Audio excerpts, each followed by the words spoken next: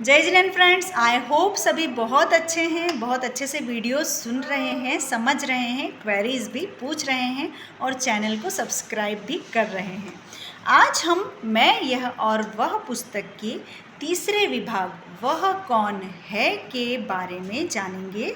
उसमें हम चौथे प्रश्न पर पहुंच चुके हैं।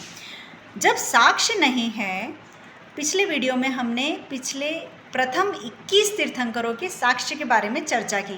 आज हम उसी का आगे का पार्ट सुनते हैं कि जब साक्ष्य नहीं है तो किसने बताया कि ऋषभदेव आदि तीर्थंकर असंख्य वर्ष पूर्व हुए, हम कैसे मान लें। इसका समाधान कुछ इस प्रकार है। पहला पॉइंट है, अंतिम तीर्थंकर भगवान महावीर स्वामी ने बताया।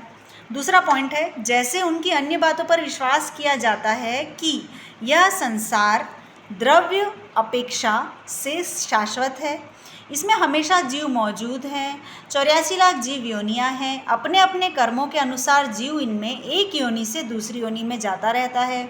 इनमें से कोई कोई जीव धर्म का आचरण करके विशिष्ट पुण्य का अर्जन कर लेते हैं, वे तीर्थंकर बनकर मुक्त हो जाते हैं। इसी प्रकार अन्य बातें भी सत्य है। तीसरा पॉइंट है, भूतकाल का छोर नहीं है।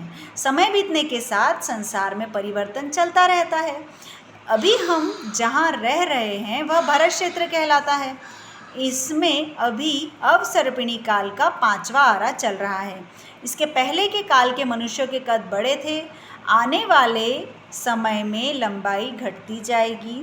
उसके बाद पुनः उत्थान का काल यानी उत्सर्पिणी काल आएगा। फिर तीसरे आरे में अलग अलग समय में 23 तीर्थंकर होंगे। उसके चौथे आरे में 1 तीर्थंकर होंगे। इस प्रकार काल का अंत नहीं और छोर नहीं। समय समय पर तीर्थंकर हुए और होंगे। वे अपने समय के मनुष्यों को पाप छोड़ने का उपदेश देकर सन्मार्ग पर लगाते हैं। भगवान महावीर की यह बात वैज्ञानिक दृष्टिकोण से पूर्ण सत्य है। उनके कहने का आशय यह भी है कि मैं मात्र इस भव में तीर्थंकर हूँ, इसके पहले के भवों में अनादि से मैं भी तुम्हारी तरह 84 लाख जीवायोनि में परिभ्रमण कर रहा था। उनके कहने का यह भी आशय है कि मेरे जैसे अनंत तीर्थंकर भूतकाल में हो गए और अनंत तीर्थंकर भविष्य में होंगे। इस कथन का यह भी आशय है कि हम में से भी कोई जीव तीर्थंकर बनकर मोक्ष जा सकता है।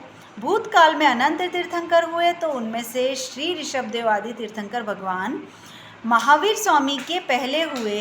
इसमें आश्चर्य या अविश्वास जैसी कोई बात नहीं है। आई होप आपको समझ में आ गया होगा। Thank you. जय जिनेंद्र।